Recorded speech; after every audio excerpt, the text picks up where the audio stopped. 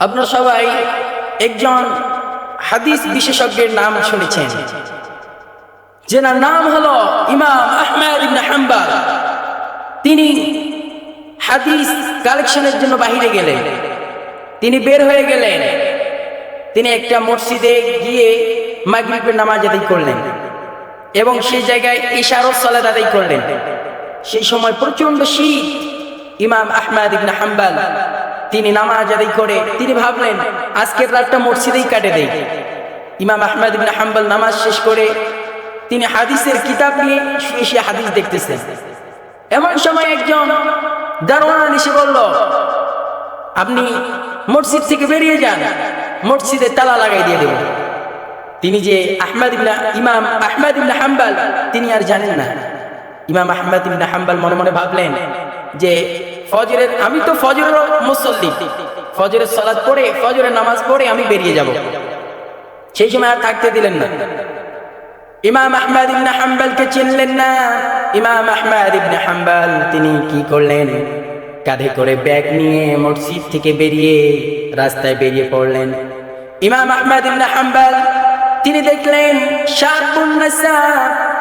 সামনে বাজার একজন যুবক রুটি বিক্রেতা রুটি বিক্রি করতেছে। এবার ইমাম আহমদ ইবনে হাম্বল গেলেন, যাওয়ার পরে এবার বললেন, আমি কি রাতটা তোমার কাছে আমি কাটিয়ে দিতে পারি? বললেন, হ্যাঁ, কোনো সমস্যা নেই, দিতে পারেন। ইমাম আহমদ ইবনে হাম্বল তিনি বারবার সেই যুবকের কাছে দেখলেন, যুবকের জবান থেকে শুধু একটাই কথা জারি হয়, একটাই কথা, সেই কথাটা হলো আস্তাগফিরুল্লাহ, আস্তাগফিরুল্লাহ, আস্তাগফিরুল্লাহ। এই যুবকের কাছ থেকে শুধু ইমাম আহমদ ইবনে হাম্বল শুধু এই ইস্তিগফারই শুনে ইমাম আহমদ ইবনে হাম্বল অবাক হয়ে গেলেন। যখন রুটি বিক্রি করে সেই সময় পড়ে আস্তাগফিরুল্লাহ, যেই সময় রুটি বানায় সেই সময় পড়ে আস্তাগফিরুল্লাহ, আবার যখন রুটি বিক্রি করে টাকা রেখে দেয় সেই সময় পড়ে আস্তাগফিরুল্লাহ। ইমাম আহমদ ইবনে হাম্বল অবাক হয়ে গেলেন, বললেন, এ যুবক, আমি আসার পর থেকেই দেখতেছি আপনি শুধু এই ইস্তিগফারের সাথে সুপারগুলো আটার মতো লেগেই আছো, কি তুমি কি মজা পেয়েছো?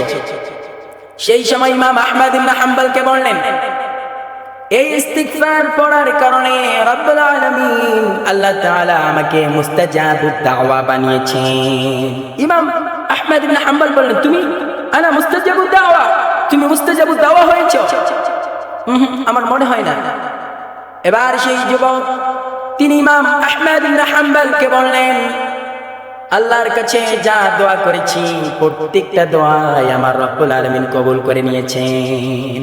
আমি যা দোয়া করি, যা করছি আল্লাহর কাছে প্রত্যেকটাই কবুল হয়ে গেছে, কিন্তু একটা দোয়া কবুল হয় নাই।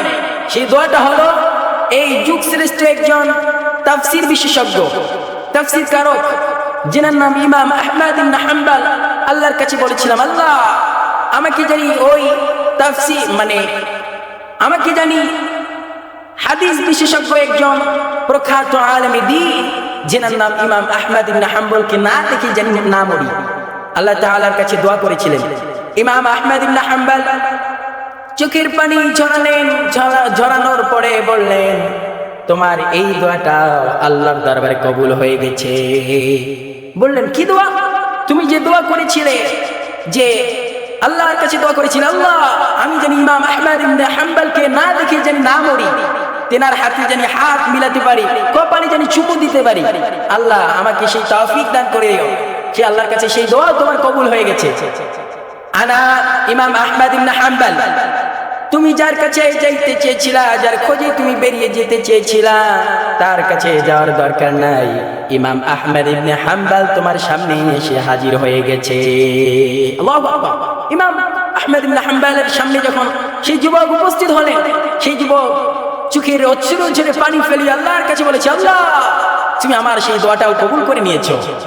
ইমাম আহমদ ইবনে হাম্বল হাতে হাত রেখে মুসাফা করলেন, কপালে চুমু দিলেন এবং চোখে অশ্রু ঝরে কান্না করে আল্লাহর কাছে বলে দিয়ে দিলেন। এই জন্য বলি, যারা ইস্তিগফার পড়বে, ইস্তিগফারের সাথে যারা লেগে থাকবে, তাহলে আল্লাহ তাদের জন্য এমন কিছু উপহার দিয়েছেন যে উপহারগুলো দুনিয়াতে তারা পায়। যে ব্যক্তি ইস্তিগফারের সাথে লেগে থাকে আল্লাহ তাআলার কাছে আল্লাহর নৈকট্য হাসিল করা যায়। ইস্তিগফারের সাথে লেগে থাকলে আল্লাহ তাআলার রেজাবন্দি হাসিল করা যায়। ইস্তিগফারের সাথে যারা লেগে থাকবে আল্লাহ তাআলার ভালোবাসা অন্তরে পয়দা হয়ে যায়। ইস্তিগফারের সাথে যারা লেগে থাকবে কয়টা লাভ তারা পাবে? এক নাম্বার হলো তাদের অভাবগুলো দূর হয়ে যাবে। যখন তারা ইস্তিগফারের সাথে যখন লেগে থাকবে রব্বুল আলামিন তাদের দিকে তাকায়, আল্লাহ তাআলার রহমতের ভান্ডার খুলে দিয়ে দেয়। ইস্তিগফারের সাথে যারা লেগে থাকবে বিপদ আপদ বালা মুসিবত গুলো দূর হয়ে যায়। এই জন্য সুফার গুলো আঠার মতো ইস্তিগফারের সাথে লেগে থাকার দরকার আছে না নাই? নবী সাল্লাল্লাহু আলাইহি সাল্লাম বেগুনাহ, যার কোনো গুনাহ নাই তারপরেও আমার নবী বিশ্ব নবী সাল্লাল্লাহু আলাইহি সাল্লাম দিনে 70 বার করে ইস্তিগফার পাঠ করতেন। আমাদের নবী যদি দিনে 70 বার করে যদি ইস্তিগফার পাঠ করে তাহলে আমাদের কতবার করার দরকার? এই জন্য আমরা ইস্তিগফার পাঠ করব বেশি বেশি করে। আল্লাহ তাআলা আমাদের সকলকে ইস্তিগফার পাঠ করার তৌফিক দান করুন। চিল্লায়ে বলুন আমিন।